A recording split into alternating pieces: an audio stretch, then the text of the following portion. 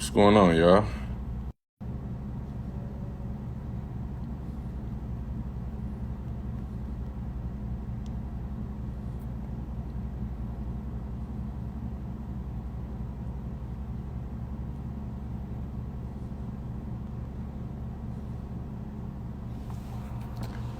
How's everybody doing today? What's going on, brother? What up, brother?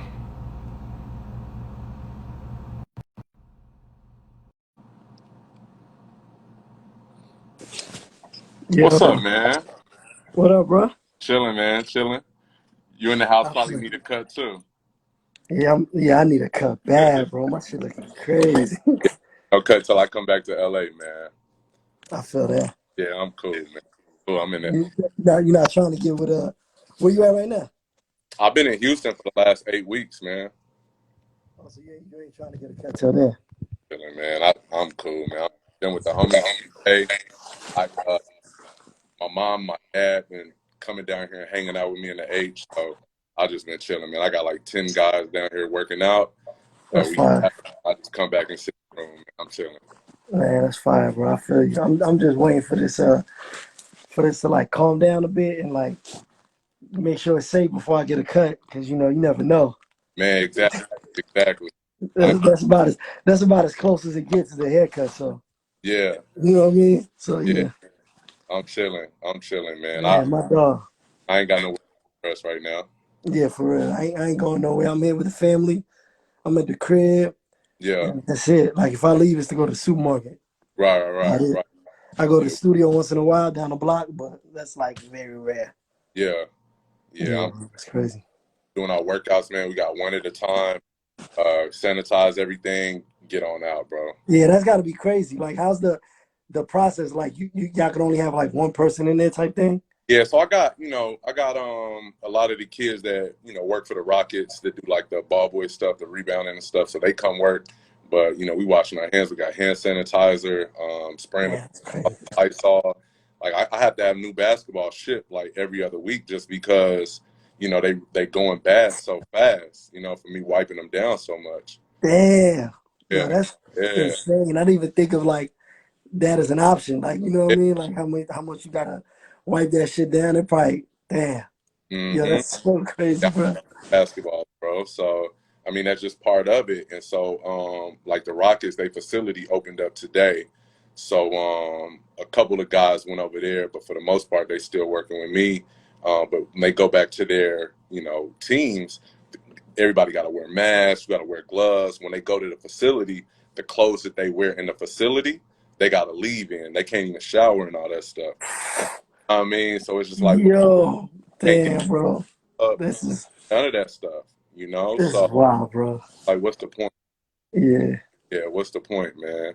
damn, that's Yeah, wild. I never even like it's crazy because you don't think of like the behind the scenes. Like you hear like oh one person could come in, but you don't think of like for you like working out and having to like I don't even think of that. I'm just like just I'm preparing for when they come back to the facility as if it's gonna be regular, and that's joint is a whole I, different beast now.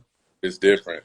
And then I keep hearing stuff like it's not safe to work out with the mask on.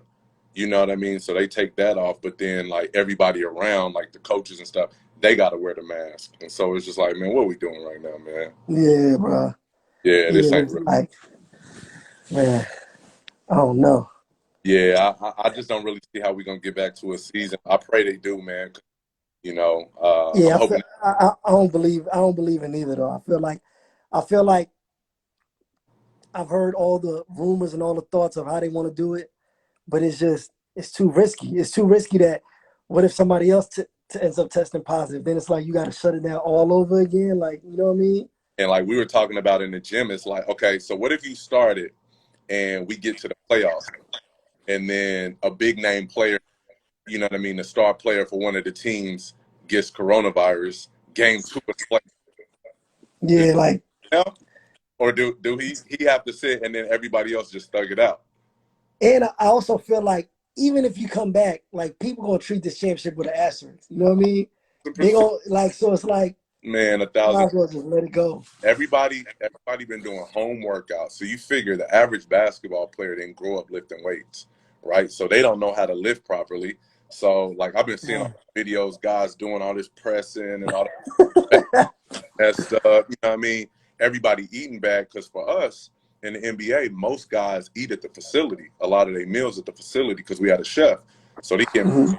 dinner a lot of times at the facility. The young guys, the older guys got chefs and stuff, but some of these young guys, they fresh out of college, they don't know nothing about nutrition. So they That's eat, crazy. Shake Shack and all that, and they gonna be out of shape. They told the guys they weren't gonna drug test them, so a lot of guys just smoking and Yeah. chilling. Most guys ain't Yeah. You already know. yeah, most guys basketball since the season shut down. So I think it's gonna be tough to start back. And injuries. A lot of injuries. People people gonna come back and it's just like, come on, that's too Yeah, risky. it's risky, bro. It's too risky. Um, what like obviously known you guys for a long time and all that. You got a lot of love for the game of basketball. Yeah, Who was the first person that like made you fall in love with who? man. It's funny. I feel like it starts with my older brothers. Yeah. Like they was hooping, so it's like that's just naturally, what you see in like even the conversation I was telling you the other day. Like I was born in France, so I was living there till I was like 10. What part of So it's France? like in Paris. I was in Okay, Paris, okay, so it's okay. like I was moving around because my dad worked for the United Nations. So it's like even then, it's funny watching like these documentaries and everything. Like it was starting to get really big over there. So to Yeah, me, it's like I'm I'm black, first of all. Like it's yeah, like I feel like I'm supposed to be there playing ball anyway. Like I'm picking up on basketball. It's so easy because the parks are everywhere. You know what I mean? So like you go to the park, all you need is a basketball. You know what I mean? The hoop is already there. So uh-huh. it just started with that, and then my brothers, they used to they used to stay up late, like specifically when the playoffs would come around, and uh back out in France, the what do you call it? The playoff would like air at like 3 in the morning, something like Yeah, that. And they used to stay up. My oldest brother, he's like a huge Clyde Drexler fan. yeah. My other brother Proof, he was a Hakeem fan. So it's like I'm watching them. Then obviously the first person you see is Jordan, and you're just like, okay, this is clearly the guy, Right, and everybody's trying to beat him. So it was just the excitement of like, I don't know. It's like it wasn't one player specifically. It was more so seeing the reaction of like my older brothers and their friends, and then just want to be competitive. right, right. Why do you think? Because obviously we're around a lot of industry guys, whether it's artists or hoopers. Why do you think these worlds collide so much? You know, what I mean? Like where hoopers want to be rappers, rappers want to be hoopers. Like, why do you think that is? Yeah, I think I think the first thing is it's because it comes from the inner city. You know what I mean? Like when Culture. you're when you growing up around, like the communities where a lot, and I grew up in middle class, so it's not like I grew up in like a poor family, but like a lot of my homies that might not have it, or was privileged to have like both their parents around, like they came up where basketball might have been just an escape for them going to the park, and like rapping was another escape for them to just get their stuff out. And also, when you grew up, then it became like the rapper dudes, was like the coolest dudes around, and Yeah, the yeah, hoopers was the coolest dude around. So it's like you just seen what was cool, and you right, want to be you want to be the nigga that's cool. So it's like you gonna right, start hooping, you gonna start rapping, and then I think what they both have is they both have that competitiveness. You know what I mean? And and honestly, I guess it depends. I say because some rappers are super competitive, some people don't care.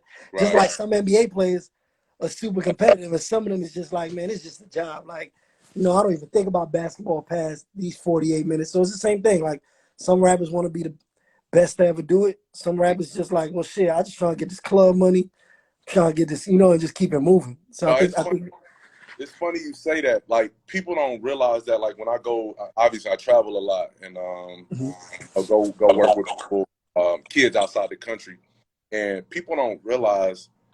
I here in Boston. I'll mhm. never forget. I was an intern. I went to dinner with our GM, one of our coaches, and I think it was maybe Bill. They were rookies. They were about to get drafted.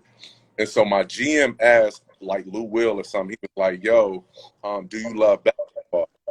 I'm looking like, I'm 22, fresh out of college. What type of question is that? Like, Yeah. ask a kid about to be drafted if they love basketball. To me, that was a stupid question. But then as I started to work in the NBA, it's like, yo, a lot of these dudes They don't don't love. love it. Yeah. Nah, Once it's just, once that game is over, they clock out. And yeah. that's why you have so much respect for people like the LeBrons of the world or like the Chris Pauls of the world that are still doing it at this high of a level at this age, because like they love it so much. Hmm. And obviously, we just all finished watching The Last Dance. They don't get more Right. competitively driven than Michael Jordan. So it's like it's a different kind of like love for the game. There's people that Right. are just we're so good. It's like getting the illest job you can get. You know what I Yeah. mean? And of course, they still love the game, but Yeah. it's like they don't love it more than they love like they The life. regular everyday life. You know what I mean? So Yeah. I think it's like that in rap too. There's people Yeah. that like obsess over it and they Hmm. look at it like I want to be unanimously known as the best ever. I want to do every and there's certain people that's like, nah, like I'll drop and then I'll show up to the club. I'll go do this, and it's a different mindset.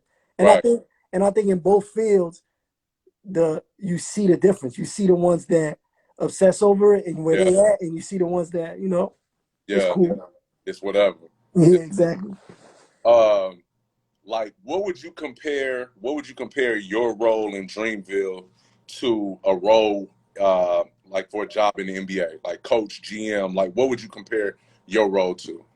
A little bit of Yeah, I both. guess I Like, guess I guess it would be like when Pat Riley was like the president and the coach yeah, or whatever. He like because I feel like even though I have the responsibility of like overseeing the label and overseeing the artists and the staff. I have such a close personal relationship with a lot of these artists and our staff that I feel like I'm more in it with them than I am just sitting back looking. So it's like, yeah, I have to worry about, and it's not just me, it's a lot of us, but I have to right. oversee a lot of, um, higher higher moves, but I also like being in the studio with people and like giving advice on like, oh, maybe this verse will work better here, or maybe you should do this. And I feel like that's more like coaching, and I Hmm. feel like the overall bigger plays when it's time to put out a project or deal with the higher level thing is more like I guess the president situation. So I Uh, like to compare it to Pat Riley.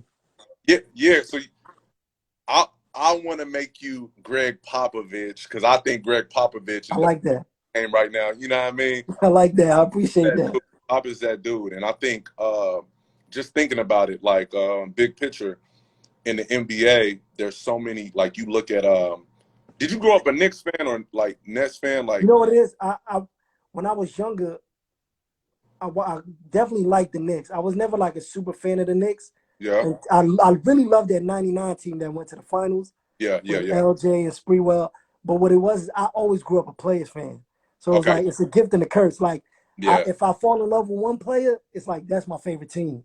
So All it's right, like back then I was like a huge um, Antoine Walker, Paul Pierce fan, so I yeah, was like following the Celtics. Like right. like I always grew up a Players fan. I love that Rockets team that had the back to back because, like I said, my brothers were Hakeem and Clyde fans, so it's like that's naturally going to be a team that I followed. But I've always grew up a Players fan. But I followed the Knicks because my family, my brother's a big Knicks fan. I live in New York, like I lived in New York, so that's obviously like what we was all following. Yeah. So I think about like obviously I worked in the NBA for 15 years, and so I tell people like most, the average fan doesn't know there's not organizations in the NBA, right? Can So you repeat that? Because your joint chopped up a bit. Can you repeat that? yeah, I said there's not a lot of stable or For sure. Yeah. yeah. And like you got the Spurs, you got the Warriors, you got the Heat, the Utah Jazz are really solid. The Nets are getting there. There's only a couple like really Yeah. stable kind of set the standard and people kind of followed around after that. But I think like the coach, the GM, like everybody has to be on the same page and it has to be good dialogue and honest dialogue. No, for sure.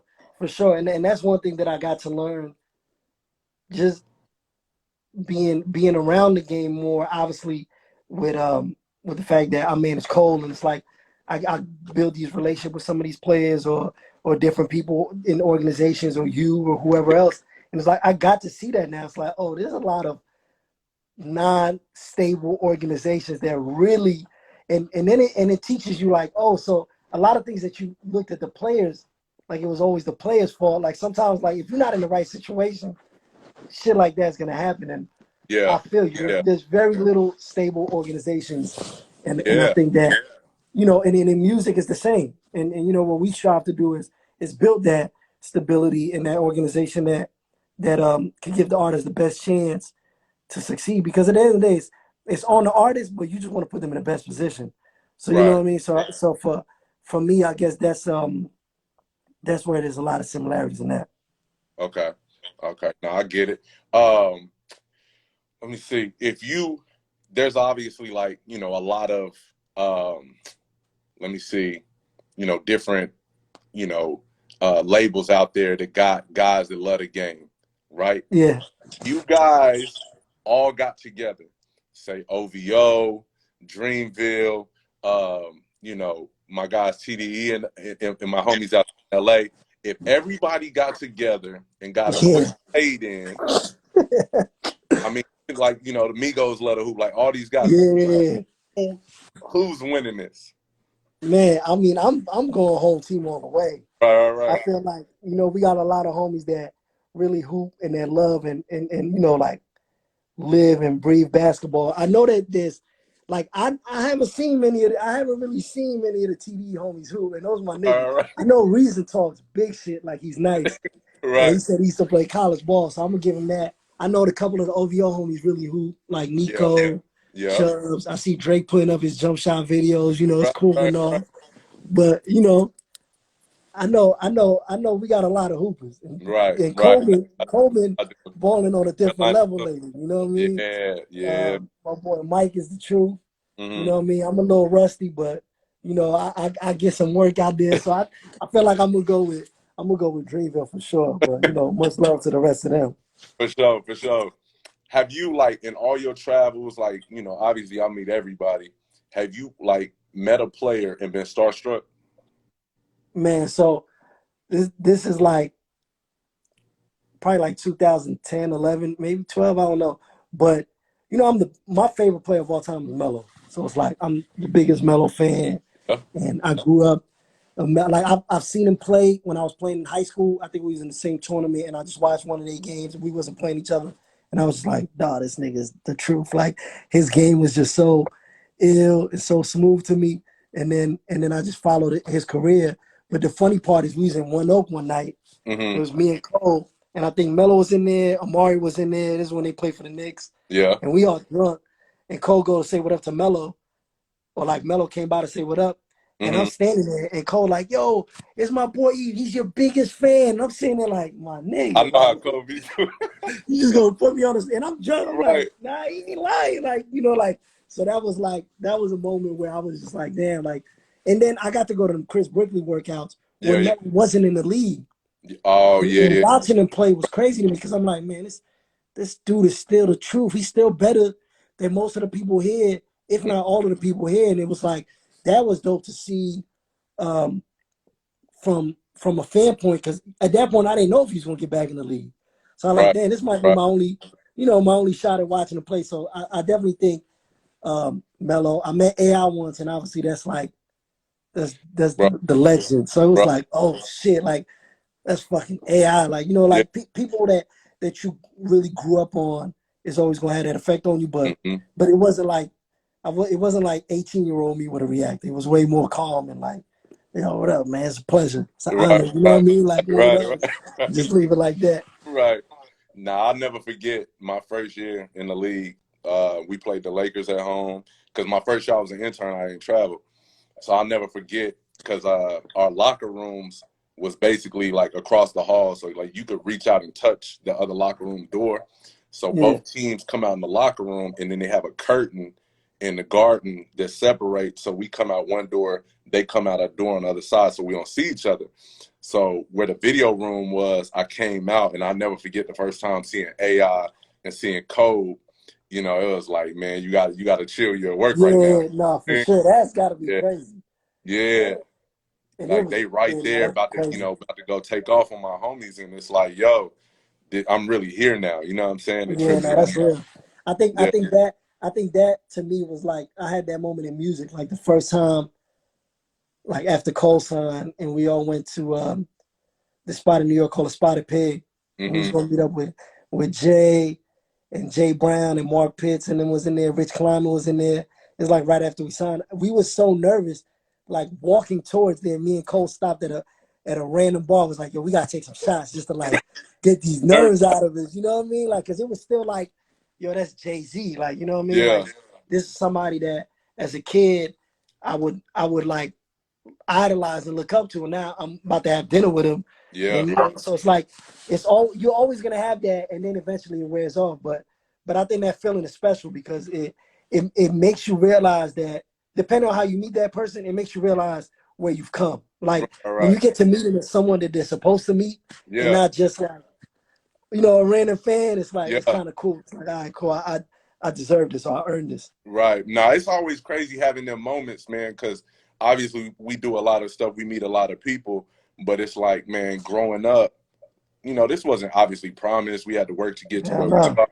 But I Mm-hmm. always had those moments like, yo, like we really live a dope life. You know what I mean? We Yeah. wild stuff. Like the first time I met Jay and Beyonce at the same time. I didn't know she was gonna be there. Is when they was on tour. He was on tour by himself, and they had the twins with him too in Mm-hmm. blue. And I wasn't prepared. I didn't know that we was gonna go chop it up with them after. And I was with CP, Trevor Reza, and PJ Tucker. We had flown to Austin. We left Houston, went to Austin for like a quick day trip. He was performing, and then we met him after the show, and then flew right back. And it just tripped me out. Like, Yeah.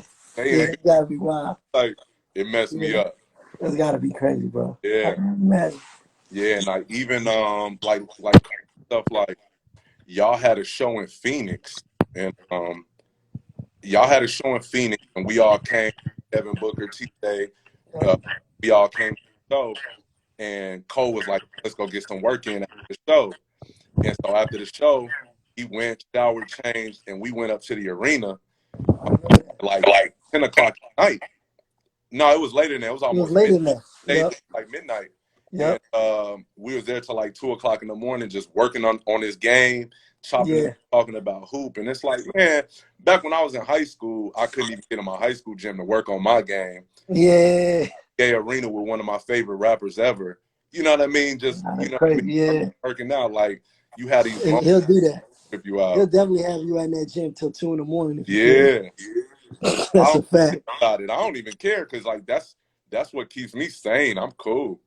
Yeah, Nah, that's real. like I being in the studio, like me being in the gym, I'm good. Nah, that's real. That's your escape. That's like your no matter what. Even it's funny because I was obviously in Last Dance when Steve Kerr was talking about that. Hmm. Like he dove in all the way in basketball because you can escape in basketball, or you Hmm. can escape where when you're doing something you love. You know what I mean? Like you can kind of tune things out, even whether it's good or not to tune them out. It's like at least you know when you get on that court. I'm sure for NBA players, if they going through shit, they know Man, they can like I done seen. You know what I mean? it's the ultimate escape mentally. Like you could put me in Afghanistan. I don't want to go to Afghanistan, but you could put me in Afghanistan in the gym, and I'm good. I don't even think about it. You know what I mean? Because I'm. Yeah. I mean, what'd you think about Nah, the Last Dance? You watched all the episodes? yeah, for sure. We got a whole chat where niggas was live tweeting the episodes and and in between episodes was a constant LeBron Jordan debate all week. So I loved it. It was like the nostalgia of it Hmm. and also just to like see how obsessive Jordan is. You know what I mean? Like Yeah, I think that is insane. yeah. Um, is but and it was dope to see like some of the behind the scene footage they had. I think a lot of it I had seen in Hmm. other documentaries like the Yeah, Bad Boy documentary or the Rodman documentary Dream Team, but to see it all together was really dope and to see that journey. yeah. I think a couple people got done a little dirty in there, you know what I I mean? But think it Tommy. happens. He like I know Scotty fight like, damn, y'all got me looking crazy in here, Yeah, but yeah. you know It what I was one. mean? I think at the end of the day it was just it was perfect timing. Hmm. One, because the people needed it, and it was also perfect timing for Jordan. Yeah. Like to have everybody at home watching this when you know people having a discussion, LeBron, Jordan, LeBron. Right now, he for sure got the super upper hand because During the it's the time. freshest thing on people's minds. You know what I mean? Yeah. Like they watch that and they like, nah, there's no way anybody's better than that. You know what I Mhm. mean? Even though Yeah. I believe that I'm from the thought that I can't say Jordan's better than LeBron. I can't say LeBron's better than Jordan. I just think both of them, to me, have done just they've achieved the ultimate greatness in their era. Yeah. I think it's unfair for the 6-0 to the 3 whatever it is 3-6 comparison because it's still a team game, and Hmm. I think I don't think LeBron has had the best team in the finals most of the time, but I think that documentary is if you're a LeBron like fan that thinks LeBron's better than Jordan and it's not even close, you watch that documentary, you probably like it might like it might sway you, but that's what documentary's supposed to do. You know what Yeah. I mean? One sided. Yeah. My thing with the whole deal is, I'm a big MJ fan, but the difference between the guys are, at 35 years old, like people look at Bron and they marvel over what Bron is doing at 35, Mhm. and I think it's amazing. Like LeBron's one of my favorite players ever. Michael Jordan was the MVP and first team all defense. Now You that's know, real, but the there- mileage goes a long way. huh? The mileage goes a long way. The Like mileage does goes a long way. LeBron's 35 is like 38. You know what I It, mean? it Like is, but in all honesty, like Bron hasn't really been committed to defense for 5, 6 years. yeah, but I think he can't at this point. Like I think you know what I mean. Like I think he really can't in the sense that he carries so. I mean, this year is different. This year he had, but like the last couple years, if he had to commit to fully playing defense all year and then try to carry niggas to the finals, it would have been No, impossible. You know but what I mean? I mean, even with that, like MJ's mindset, because I mean, Scotty was out a lot of that, Yeah, and like all that stuff. Like MJ was just like the very first episode. Roy Williams said it. MJ is the only guy I know with a on off button, but never turned it off. But at the end yeah. of the day, though, I don't even like debating them anymore because you know, if we debate it and we go back and forth, obviously that's what we do as homies and all that stuff. But you start to diminish and tear down one of the other one's greatness. That was my argument was that I don't ever go around saying like yo LeBron is better than Jordan. My Yeah. thought was people that love Jordan diminish LeBron so much Oh that I yeah, gotta that I gotta fight for LeBron like he's my favorite player. I'm just trying to Bron, fight for the fact Bron, that like dope, it's bro. just due. You know what I mean? And I think but I think that's always gonna happen. I think that's what drives people. You know what I mean? Like Yeah, that barbershop talk is never gonna yeah. end. Talk, And talk. then it's gonna be somebody that's gonna come in 15 years, that's gonna be like, well, he's the best ever, and Yeah, then I'm gonna be like, you ain't never seen LeBron James in his prime, and like, it's right. gonna be the same thing. But yeah, I was having this conversation with Trey Young, and I'm telling him, I'm like, bro, because they talk about like the shout out athletes. my man No ID in here, by the way. What up? No ID. No Uh, ID in the uh, building. no, I was like, yo, you can't compare eras like that because for this generation, they don't understand because they didn't see it. You know what I mean? Hmm. So it's like, for instance, they were talking about the athletes back then. Every era is better athletes.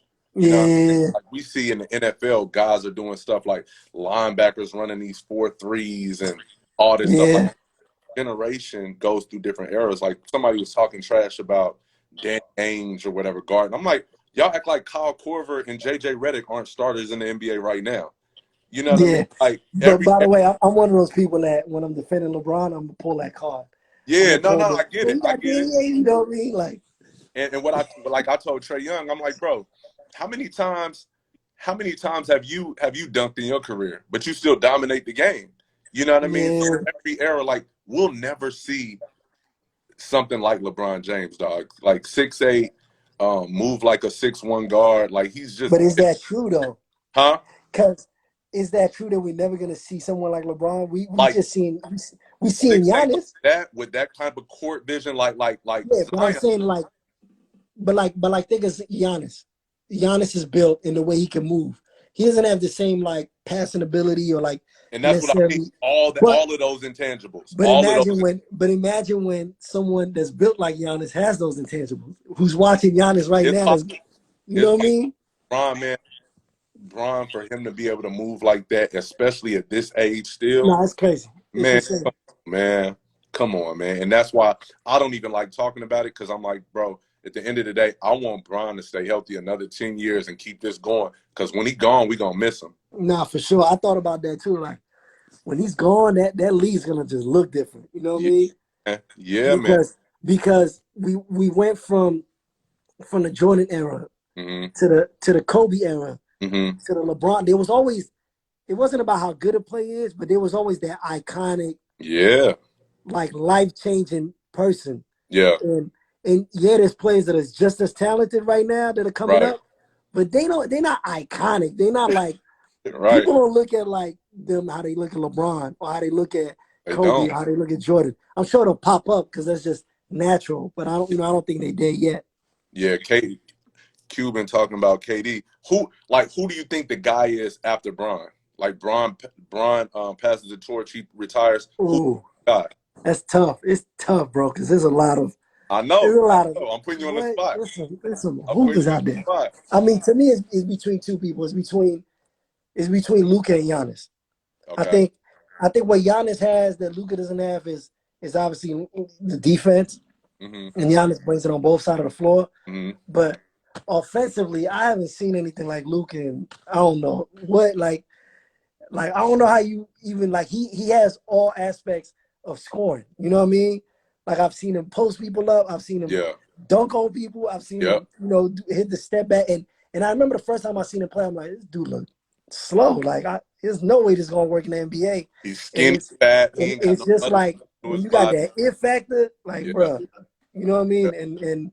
And I got to watch a lot of his games, especially last year when Dennis was there. Mhm. And I was watching, and I still watch a lot of their games, and it's just like, bruh, Yeah. that dude, and he's only 20, so it's like that dude could do it for as long as he wants. You know what I mean? So Yeah. I think it's between those two. I think obviously there's Zion, there's Ja, there's your boy Trey Young, Yeah. there's Tatum. Tatum is fucking incredible. Tatum's There's so. so many other players, but those two to me are like the ones that I'm like, you know what I mean? All right. Like, So yeah, I love Luca, and I think I told you I was in Russia when the NBA got shut down, and overseas, man, those kids, they start those academies real early. So basically, you working out a couple times a day, and then you just yeah, going to school is like, all right, we're gonna throw in some curriculum or whatever. But you here to play basketball for real, I, for real. I really think that's what American sport is going to end up like suffering the most. Like that's Yeah, why soccer in America is never going to be what it is in Europe, because Messi is signed to Barcelona as a 9-year-old and he's being yeah, developed, and that's his life. So yeah, of course, like Luka was playing professional at 13. Like, bro, by the time he got to the league, it was nothing. Like you could tell how comfortable he was yeah. and how free he was playing. Because to him, he's like, bro, I do this. This is what I do. And I think in America, when you have AU's the closest thing to that, but even then, it's like you got high school systems and Yeah, it ain't college, and it's like the same team. I see what they're trying to do with the G League, though. That's a Yeah, step forward. nah, but I just don't. I don't know if it could ever be that, just because the level of competition and the teaching just ain't the same. Like guys in the G League are going to the G League trying to kill. They're trying to get buckets. You know what I mean? Yeah, They're not. Their mindset ain't the same. Because, like, for instance, when I was with the Rockets, our G League affiliate was RGV, Rio Grande Valley, and so guys would go to the G League, and a lot of times they go to the G League thinking, "All right, boom, if I average 30, I'm gonna get this I'm call." gonna get called up. Yeah, I mean, but the Rockets don't need you, bro. We don't need you to score. We got James Harden. We got, Chris Paul, Russell Westbrook. We can get buckets across the board. Eric Gordon. yeah, that's a fact. We need you to do the other stuff. We need you to rebound. We need you to play defense and all that stuff. So But most of those guys, how do you give players confidence that if they do that, they'll be seen though? You know what I it's mean? tough. Like It's it's tough. like if I'm a player, I'm like, man, I can't be out here just rebounding, taking charges. People might not appreciate that enough to call me up. But if So I put up a this 30 the thing. spot, This the thing. So Dennis Rodman, right? So I played Mhm. in Oklahoma. I played Division II basketball. Dennis Rodman played in my rival college. He's older than me, but he played in my rival college. I went to Yep. Southeastern. He went to Southeastern. Dennis Rodman was a bucket in college, Yeah, right? I seen the He was, highlight. he was a bucket, but you get to the NBA and you got to figure it out. Like we doing our thing, Lauren, but like you got to figure it out. Like how am I going to stick here? You know what I'm saying? So Patrick Beverly and PJ Tucker are two of the best examples currently that For I can. sure. These are two guys that got a taste of the NBA and then went overseas for about 6, 7 years and had to figure it out. You know, Mhm. like they making good bread, they shining overseas, but at the end of the day, we want to be in the NBA, right? So they came back and it's like, all right, I'm gonna do everything that everybody else ain't doing. PJ, I'm gonna guard 1 through 5. No, that's real. I'm gonna be a great communicator. And both those two dudes that made a lot of money. No, for Just sure. And oh they've been key factors in their team, like super key yeah, factors, you know what I mean? But to me, it's I'm not saying it's sexy. like there's a fear there. There's a Yeah, fear there if you're a young player in the G League and you're like, man, I'm not gonna be seen if I don't have yeah. 30 points or if I don't have 15 assists. Hmm. And how do you make them like? How do you explain to them that that's not true? Like, you know what I mean? Because Yeah. y'all are looking for something specific from the G League. Right. Y'all not looking for the guy that's gonna drop 30 because you have the best one doing it. You know what I mean? But so to me, it's like it's just a fear there. It's like, and it's different once you're in the NBA, like Dennis Rodman, once he got in the league, Yeah. it's easier to play a role in the league. Right. But Right. when you're Right. trying to climb Right. up to the league, I Right. feel like that's a little different. No, it is. It is. Another guy who's a good example is the kid Torrey Craig for Denver. Oh yeah, he a lockup. He a lockup, and he played overseas. He played in Australia. Um, Played in the G League, I think, a little bit, but it was like, what can I do?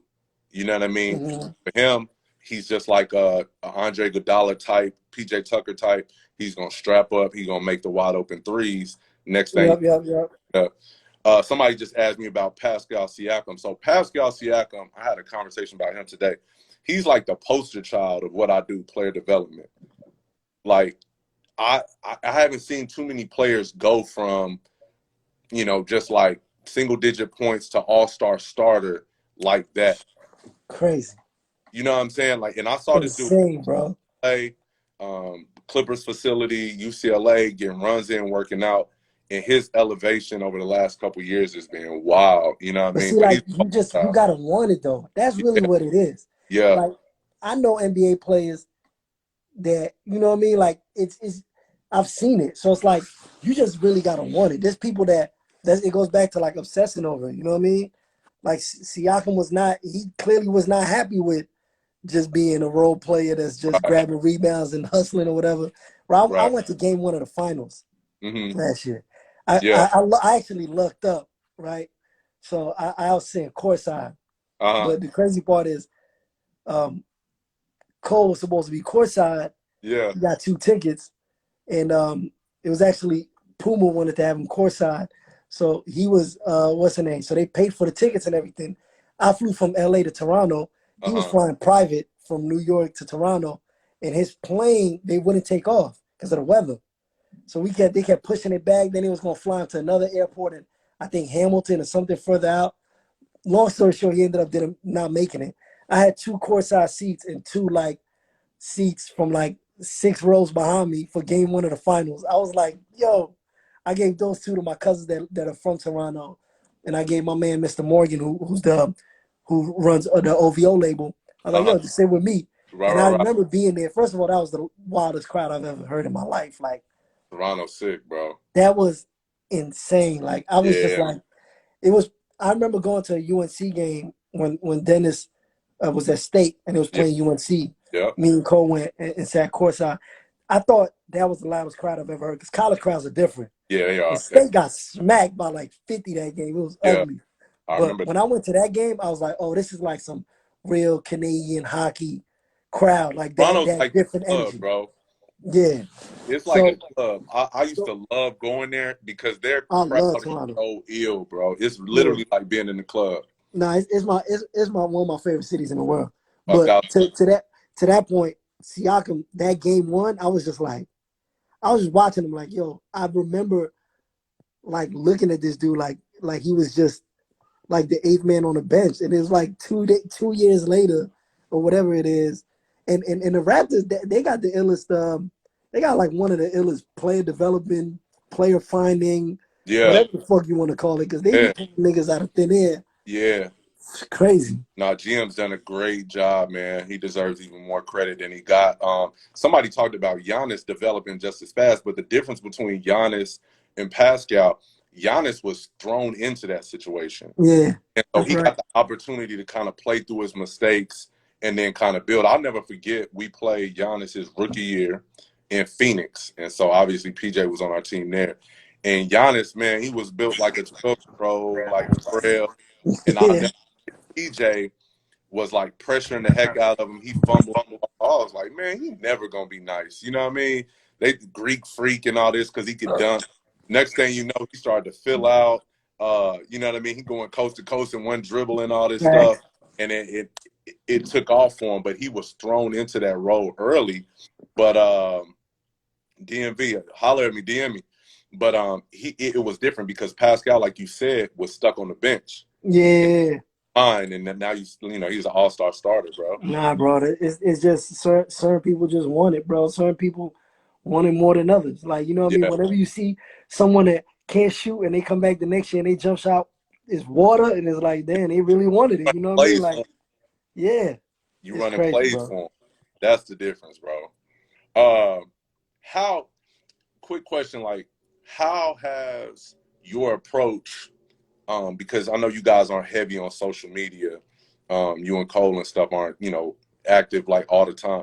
Is anything gonna change for you guys because of coronavirus? Are you gonna have to take a different route, or is I anything mean, all just? For Cole, no. Yeah, Like, no, I know that. like nothing really changes for him. We always make the joke with him that he's been quarantined for 5 years, so it's like he living the same life. He Right. ain't changing. Like, but for our other artists, it's definitely an adjustment because Yeah. they you have to find out how to, like, first of all, your living takes a huge hit, right? All of our artists are touring artists. Mm-hmm. They probably can't really tour till the end of 2021.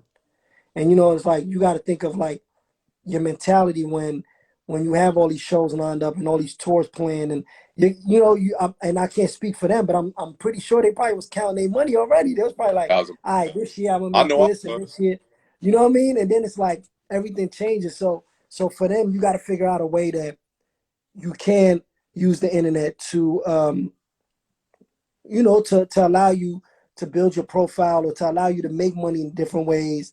Mm-hmm. Bob's been doing a lot of stuff with some brands right now where he's selling to certain aspect, but it still feels like him. You know what I mean? So Mm-hmm. there's ways. It's also dangerous sometimes. You know what I mean? Like I deal with it with some of our artists, and dealing with the internet, and how the internet might treat people sometimes. So it's like Right. it's tough. It's not easy. But yeah, there's ways. And, YouTube. My guy Tuma over at YouTube had hit me like a month ago, telling me about the YouTube live shows and Yeah. how people could donate during the show, and Yeah. just don't, like, there's gonna be new ways to figure it out, because the bread and butter of making money in the industry, which is touring, Yeah. is gone. You know what I mean? So I think those are like you have to use the internet, and I think you see it, like you see the versus battles. You know what I mean? Or the different things that have spawned from people being at home and having to figure it out, and those things turn into to money and to opportunity. So Yeah. you have to get smart. You know what I mean? You can't be behind. You got to be like ahead of things, and just really figure out how you're gonna stand out. What's been your favorite versus battle so far? You been able Oh to pick? man, there's been so many incredible. I love the Jonte Austin Neo one. That was Yeah. probably my favorite one. Yeah. Um, I think the Jill Scott and Erica Badu. I don't even think that was a battle. That was just beautiful to Yeah. watch. That was just incredible. Mm, Um, Obviously, the Teddy Riley babyface is the most legendary one. That's gonna right. be Right. that's gonna be jokes forever. But I would say the Jonte Austin Neo, because I grew up on so many of those songs. And there's Mm-hmm. one thing about R&B compared to rap. You can do it with rap too, and a lot of rappers know how to do it well. But with R&B, man, it's something that pulls at your emotion, that when you hear it, you're gonna go back to the first time you heard it, that moment, And like a lot of those songs, I remember when they were played, I was like, oh man, like I remember Where you were. feeling this. I remember Yeah, thinking my little high school relationship was way more serious than what it right, was. You know what I mean? Like right, sitting in your room, like damn, like you right. know. So it's like I think there's a lot of things that, and I think that people didn't know about how lethal Jonte Austin's pen was. Um, so I think what's the name? That also goes a long way. Yeah. What kind of hooper were you pregame, like music wise? Listen to DMX wilding out on your Oh phones? man, it's my pre games was a lot of, well, when I was in high school, I was such a big like Nas fan. You know Yeah, what I mean? I would just really was going with whatever like Pac. I would listen to Pac, even though yeah, he had already passed away. It's like there was no Pac that you couldn't go back to. yeah. Um, but it was definitely whatever I was like a fan of. I was a huge Joe Budden fan Hmm. in high school, Fab. So I was just listening to like the shit that I was normally on. I didn't have like a pregame song. You know what I Yeah, mean? Like yeah. it No was specific just like number. whatever I was on at the time. That's what I was doing. You know what I mean? Yeah, And that was the era of like the mixtapes. So like mixtapes was constantly popping up. The 50 mixtapes, the Desert Storm mixtapes. I was on that. yeah. I, I Oh don't know. shit! I was always on R&B heavy. Before games, Yeah, yo, Dennis tells me that too. I think Dennis is like he always listens to R&B before games, or age. was it Dennis? I know he's just an R&B. Somebody else told me they always listen to R&B before games. I gotta think of who. But yeah, that's real. Yeah, like so Michael Jordan, he used to listen to jazz all the time. Yep. And like I always used to think about it. I'm like, yo, if I'm listening to like DMX and like all this stuff before the game, like all my teammates hella turned up, I'm gonna foul out in the first quarter. You know what I mean? I'm like, rah, rah, rah, like you know what I mean? Basketball ain't that type of sport. I'm not out there Yeah. running into people and all that. Basketball is a rhythm game. You know what I mean? It takes time and all that stuff. So I was always, man, I'm listening to John B. I'm listening to Mary J. Blige, my life album, like all this stuff. You know what I mean? I'm a That's vibe crazy. for the game. Nah, Yeah, but I think that goes to show you like how different mindsets work. You know, some people want to get riled up. They want to get this. Some people's like, all right, I need to calm myself down for this game. yeah, I need to like, that's you see it with Phil Jackson, like his whole way of doing things. It's like everybody has different ways, and it's all about I guess who what works for you. Like, because yeah, everybody's yeah. shit different. You know what I mean? Everybody different. What was I gonna hit you with? What's the craziest place like going on tour? Have y'all been able to like go get some pickup games in? Australia. We What were in city? Sydney. We were in City. Sydney. We played against like the professional dudes out there. One Mm-hmm. of actually the MVP of the league went to University of California. Yep. Little point guard dude. You know what Yep. I'm talking about? He was Um. light skinned dude, point guard. He Yeah. played for University. He was the MVP out there the year we was like. Oh He was my nice. God. Because he trains in LA right now. Yeah, I can't think Oh of his name. gosh, he works out with my guy Jordan Lawley. I don't know why I can't think of names right now, but nah, Yeah, he's so nice, he bro. cold. So we Yeah. went, we went, and it was crazy because they was winning. But we were like really giving them a game, and like Mhm. we had like 3, 6, 7, 6, 8 white boys dunking and shit. Like I'm like, okay, these dudes some real hoopers, and Right. it's crazy because it got this when I realized this when it got scary because what happened is like we competitors, so it's like we Right. want to keep running. And my boy RJ, he ain't really like hoop like that anymore. He was always nice, but he like like we older at this point, we probably like 34, 35. This was 4 Yeah. years only tour. And like he kept going. He pushed himself. He's like, nah, fuck that. Like I'm gonna guard up and like he tore his Achilles.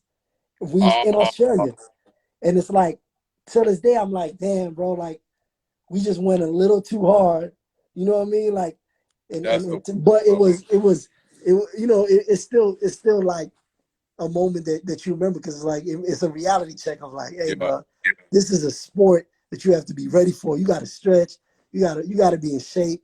You can't just go out there and play 8 games against No. professionals coming from the club because y'all was just in Melbourne the night before. You know what I mean? Like it Right. don't work like that.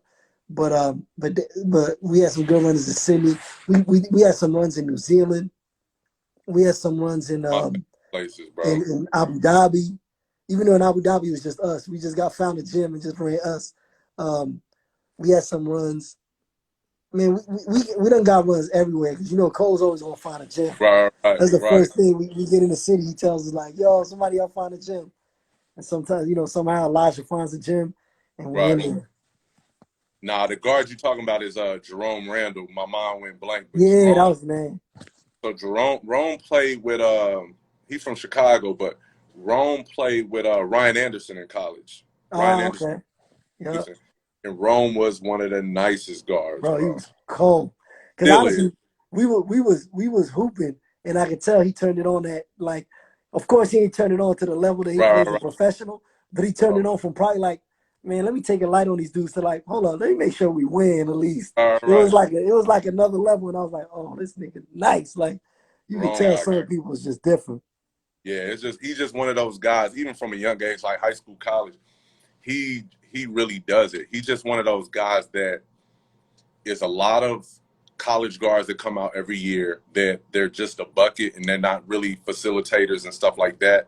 So they do better in an overseas system. There's a lot of Yeah, guys. my young boy that because I played high school in New York at Holy Cross, and Hmm. that's like at least at the time when I was there, that was like the best like high school league. My team was like bottom tier, but we Yeah, it was like Rice and Raymond's, Crisis yeah, King, and when I was leaving, I started getting cool because I used to coach camp with this kid Sylvan Landisberg, and he yeah, ended up coming to our school and getting getting us the first city championship.